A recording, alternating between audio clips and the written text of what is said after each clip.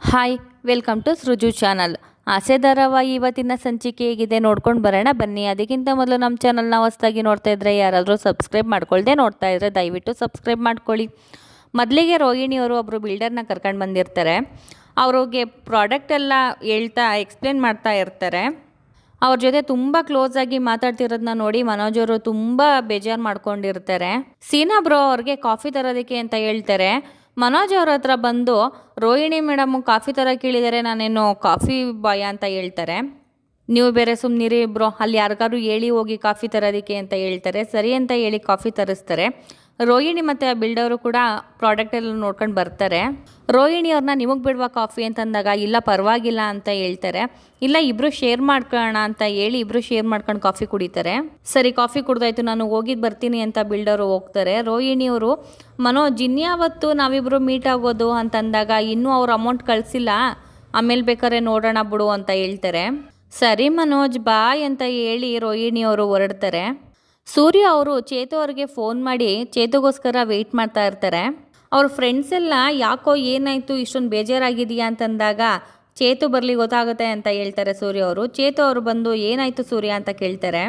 ರವಿಗೂ ನನಗೂ ತುಂಬ ಜಗಳ ಆಯಿತು ಅಂತಂದಾಗ ಯಾವಾಗಲೂ ಜಗಳ ಮಾಡೋದು ಮನೋಜ್ ತಾನೆ, ರವಿ ಏನು ಮಾಡ್ದ ಅಂತ ಕೇಳಿದಾಗ ಆ ನೀತಿಗೆ ನೀನು ಹೊಡೆದ ಹೋಟ್ಲಿಗೆ ಬೆಂಕಿ ಹಾಕ್ತಾ ಅಂತ ಕೇಳ್ತಾರೆ. ನಾನು ಯಾಕೋ ಈ ಕೆಲಸ ಮಾಡಲಿ ಅಂತ ಚೇತು ಅವ್ರು ಕೇಳಿದಾಗ ನೀನೇ ತಾನೇ ಅವತ್ತು ಹೇಳಿದ್ದು ಬೆಂಕಿ ಹಾಕ್ತೀನಿ ಹಂಗೆ ಮಾಡ್ತೀನಿ ಹಿಂಗೆ ಮಾಡ್ತೀನಿ ಅಂತ, ಯಾಕೆ ಮಾಡಿರಬಾರ್ದು ಅಂತ ಸೂರ್ಯ ಅವ್ರು ಕೇಳ್ತಾರೆ. ಬೇಡ ಸೂರ್ಯ ಇದೆಲ್ಲ ಚೆನ್ನಾಗಿರಲ್ಲ ನೋಡು ಅಂತಂದಾಗ ಕರೆಕ್ಟಾಗಿ ಹೇಳು ಅಂತ ಹೇಳ್ತಾರೆ.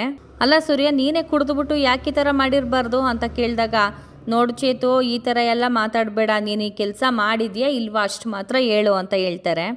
ಏನೋ ಈಗ ಹೊಡಿತೀಯಾ ಅಂತಂದಾಗ ನಿನ್ಗೆ ಹೊಡಿಯೋದಕ್ಕೆ ಏನೇನು ಮಾಡಬೇಕು ಬಾರೋ ಕೈ ಮಾಡ್ತೀನಿ ಹೊಡಿತೀನಿ ಬಾರೋ ಅಂತ ಸೂರ್ಯ ಅವರು ಹೋಗ್ತಾರೆ. ಇಬ್ಬರಿಗೂ ಮಾತು ಬೆಳೆದು ಇಬ್ಬರಿಗೂ ಜಗಳ ಆಗುತ್ತೆ.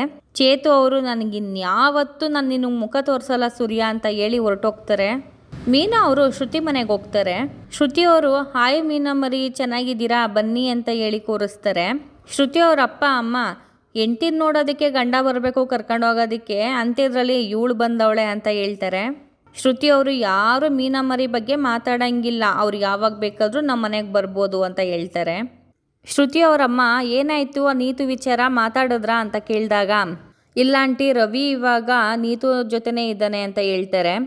ಇನ್ನು ಮುಗೀತಲ್ಲ ಕತೆ, ಇನ್ನು ಇವಳು ಹೋಗಂಗಿಲ್ಲ, ಅವನ ಜೊತೆ ಸಂಸಾರ ಮಾಡೋಂಗಿಲ್ಲ ಅಂತ ಅವರಪ್ಪ ಹೇಳ್ತಾರೆ. ಅಂಕಲ್ ಆ ಥರ ಎಲ್ಲ ಮಾತಾಡಬೇಡಿ, ಅದಕ್ಕೂ ಒಂದು ಕಾರಣ ಇದೆ ಅಂತ ಮೀನವ್ರು ಹೇಳಿದಾಗ ಏನಾಯಿತು ಅಂತ ಶ್ರುತಿ ಅವ್ರು ಕೇಳ್ತಾರೆ. ಯಾರೋ ಕಿಡಿಗೇಡಿಗಳು ಅವರು ಹೋಟ್ಲಿಗೆ ಬೆಂಕಿ ಹಚ್ಚಿ ಅವ್ರಿಗೆ ಹೊಡೆದಿದ್ದಾರೆ ಶ್ರುತಿ ಅಂತ ಹೇಳ್ತಾರೆ. ಶ್ರುತಿ ಅವ್ರ ಅಪ್ಪ ಹಂಗಾರೆ ಸತ್ತೋದ್ಲ ಅವಳು ಅಂತ ಕೇಳಿದಾಗ ಇಲ್ಲ ಅಂಕಲ್ ಏನೂ ಆಗಿಲ್ಲ, ಕಾಲು ಮುರಿದೋಗಿದೆ ಅಷ್ಟೇ ಅಂತ ಹೇಳ್ತಾರೆ. ಹೊಡೆಯೋದು ಹೊಡೆದ್ರು ಅವಳನ್ನ ಸಾಯಿಸ್ಬಿಟ್ಟಿದ್ರೆ ಚೆನ್ನಾಗಿರ್ತಿತ್ತು ಅಂತ ಹೇಳ್ತಾರೆ. ಅಪ್ಪ ನಾವು ಮನುಷ್ಯತ್ವ ಇರೋರ ಥರ ನಡ್ಕೋಬೇಕು, ಈ ಥರ ನಡ್ಕೋಬಾರ್ದು ಅಂತ ಶ್ರುತಿಯವರು ಬೈತಾರೆ. ಮನೆ ಆಳ್ರುಗಳಿಗೆ ಹಂಗೆ ಆಗಬೇಕು ಅಂತ ಹೇಳಿದಾಗ ಯಾರು ಈ ಕೆಲಸ ಮಾಡಿದ್ದು ಅಂತ ಹೇಳ್ತಾರೆ. ಯಾರು ಮಾಡಿದ್ರೋ ಗೊತ್ತಿಲ್ಲ, ಆದರೆ ಈ ಅಪವಾದ ಮಾತ್ರ ನನ್ನ ಗಂಡನ ಮೇಲೆ ಬಂದಿದೆ ಅಂತ ಹೇಳ್ತಾರೆ.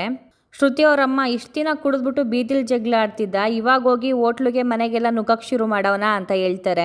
ಶ್ರುತಿ ಅವರು ನನಗೆ ಸೂರ್ಯವ್ರ ಬಗ್ಗೆ ಗೊತ್ತು, ನೀನು ಈ ಥರ ಎಲ್ಲ ಮಾತಾಡಬೇಡ ಅಮ್ಮ ಅಂತ ಹೇಳ್ತಾರೆ. ಮೀನಾ ಅವರು ಸರಿ ಆಯಿತು ನಾನು ಶ್ರುತಿ ನೋಡೋಣ ಅಂತ ಬಂದೆ, ನಾನು ಹೋಗಿ ಬರ್ತೀನಿ ಅಂತ ಅಲ್ಲಿಂದ ಹೊರಡ್ತಾರೆ.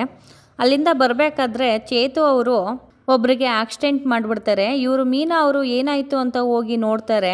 ಆಕ್ಸಿಡೆಂಟ್ ಆದವರು ಸ್ಪಾಟ್ ಡೆತ್ ಆಗಿರ್ತಾರೆ. ಹತ್ರ ಹೋಗಿ ನೋಡಿದಾಗ ಕನಕ ಅವ್ರ ಅತ್ತೆ ಅಂತ ಗೊತ್ತಾಗುತ್ತೆ. ಅತ್ತೆ ಅಂತ ಜೋರಾಗಿ ಕಿರ್ಚ್ಕೊತಾರೆ ಮೀನಾ ಅವರು. ಚೇತು ಅವ್ರನ್ನ ಕಾರಿಂದ ಕೆಳಗಡೆ ಕರೆಸಿ ಎಲ್ಲರೂ ಚೆನ್ನಾಗಿ ಹೊಡಿತಿರ್ತಾರೆ. ಅಲ್ಲೇ ಹೋಯ್ತಿದ್ದ ನರ್ಸು ಒಬ್ಬರು ಬಂದು ಚೆಕ್ ಮಾಡಿ ಹೇಳ್ತಾರೆ ಇವರು ತೀರೋಗಿದ್ದಾರೆ ಅಂತ. ಇಲ್ಲ ಮೇಡಮ್ ಸರಿಯಾಗಿ ನೋಡಿ ಅಂತ ಹೇಳಿದಾಗ ಇಲ್ಲ ಸತ್ತೋಗಿದ್ದಾರೆ ಅಂತ ಹೇಳ್ತಾರೆ.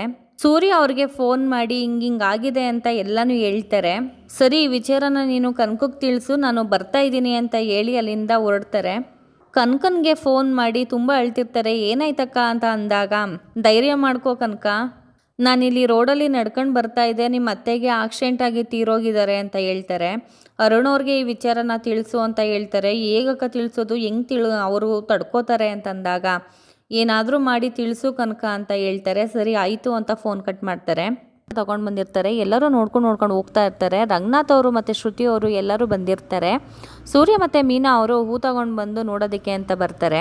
ಅಲ್ಲೇ ಇದ್ದ ಒಂದಿಬ್ಬರು ಇವರ ಫ್ರೆಂಡೇ ಅಂತೆ ಕಣೋ ಆಕ್ಸಿಡೆಂಟ್ ಮಾಡಿದ್ದು ಅಂತ ಮಾತಾಡ್ಕೊತಾ ಇರ್ತಾರೆ. ಅರುಣ್ ಅವ್ರು ಬಂದು ನೀನು ಯಾಕೋ ಬಂದೆ ಇಲ್ಲಿಗೆ ಅಂತ ಹೇಳ್ತಾರೆ. ಯಾಕೆ ನಾನು ಬರಬಾರ್ದ, ನಾನು ಮುಖ ನೋಡಬಾರ್ದ ಅಂತ ಹೇಳ್ತಾರೆ. ನಮ್ಮ ಅಮ್ಮನ್ನ ನೀನು ಸಾಯಿಸಿ ಇವಾಗ ಬಂದಿದೀಯಾ ಅಂತಂದಾಗ ರಂಗನಾಥ್ ಅವರು ಯಾಕಪ್ಪ ಈ ಥರ ಮಾತಾಡ್ತಿದೀಯಾ, ಕಾರು ಓಡಿಸಿದ್ದು ಇವನಲ್ಲ ಅವನ ಫ್ರೆಂಡು ಅಂತ ಹೇಳ್ತಾರೆ. ಆದರೆ ಏನು ಇವನ ಫ್ರೆಂಡೇ ತಾನೇ, ಇಬ್ಬರು ಮಾತಾಡ್ಕೊಂಡೆ ಇವನು ಹೇಳಿರೋದಕ್ಕೆ ಅವ್ನು ಸಾಯಿಸಿರೋದು ಅಂತ ಹೇಳ್ತಾರೆ. ಸೂರ್ಯ ಅವರು ನೀವು ತುಂಬ ಕೋಪದಲ್ಲಿದ್ದೀರಾ, ಈಗ ನಾನು ಏನೇ ಹೇಳಿದ್ರು ನಿಮ್ಗೆ ಅರ್ಥ ಆಗಲ್ಲ, ಸರಿ ನಾನು ಒಂದ್ಸಲ ಮುಖ ನೋಡ್ಕೊಂಡು ಹೊರಟೋಗ್ತೀನಿ ಅಂತ ಹೇಳ್ತಾರೆ. ಆಗಲ್ಲ ನೀನಂತೂ ನೋಡಂಗಿಲ್ಲ ಅಂತ ಹೇಳ್ತಾರೆ. ಕನಕ ಅವರು ರೀ ಒಂದ್ಸತಿ ನೋಡ್ಕೊಂಡು ಹೋಗ್ಲಿ ಬಿಡಿ ಅಂತಂದಾಗ ನಿಮ್ಮ ಅಕ್ಕ ಬೇಕಾದ್ರೆ ನೋಡ್ಬೋದು, ಆದರೆ ಇವನ್ ಮಾತ್ರ ನೋಡಬಾರ್ದು ಅಂತ ಹೇಳ್ತಾರೆ. ಸೂರ್ಯ ಅವರು ಒಂದ್ಸರಿ ನಾನು ನಿಂತ್ಕೊಳ್ಳಲ್ಲ ಮುಖ ನೋಡ್ಕೊಂಡು ಹೊರಟೋಗ್ತೀನಿ ಅಂದಾಗ ನೀನು ಇದೇ ಥರ ಹಠ ಮಾಡ್ತಾ ಇದ್ರೆ ಇಲ್ಲಿ ನಮ್ಮ ಮನೇಲಿ ಇನ್ನೊಂದು ಕೊಲೆ ಆಗುತ್ತೆ ಅಂತ ಹೇಳ್ತಾರೆ. ಮೀನಾ ಅವರು ಯಾಕ್ರಿ ಈ ಥರ ಇವ್ರು ಮಾತಾಡ್ತಿದ್ದಾರೆ ಅಂತಂದಾಗ ಬಮ್ಮ ಇವ್ರಿಗೆ ಎಷ್ಟು ಹೇಳಿದ್ರು ಅರ್ಥ ಮಾಡ್ಕೊಳ್ಳಲ್ಲ, ಆ ಪರಿಸ್ಥಿತಿಲೂ ಇಲ್ಲ ಅವರು, ಹೋಗೋಣ ಬಾ ಅಂತ ಹೇಳಿ ಹೂನ ಅಲ್ಲೇ ಇಟ್ಟು ಹೋಗ್ತಾ ಇರ್ತಾರೆ. ಅರುಣ್ ಅವರು ಆ ಹೂನ ತಗೊಂಡು ಬಂದು ಎಸಿತಾರೆ. ಸೂರ್ಯ ಅವರು ತುಂಬ ಬೇಜಾರು ಮಾಡ್ಕೊಂಡು ಹೋಗ್ತಾ ಇರ್ತಾರೆ. ಅಲ್ಲಿಗೆ ಇವತ್ತಿನ ಎಪಿಸೋಡ್ ಮುಕ್ತಾಯವಾಗುತ್ತೆ. Thank you for watching. ನಮ್ಮ ಚಾನಲ್ ನಿಮಗೆ ಸ್ವಲ್ಪನಾದರೂ ಇಷ್ಟ ಆಗಿದ್ರೆ ಪ್ಲೀಸ್ ಸಬ್ಸ್ಕ್ರೈಬ್ ಮಾಡ್ಕೊಳ್ಳೋದು ಮಾತ್ರ ಮರಿಬೇಡಿ.